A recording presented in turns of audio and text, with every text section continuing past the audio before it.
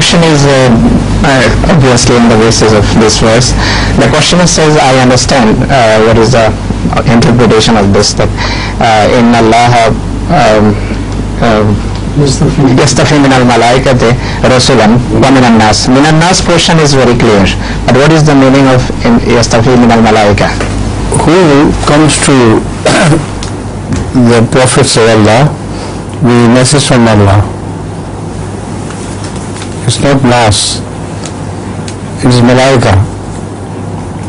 So malaika are rusul to Allah Rasuls, and they become rusul to human beings, Allahs.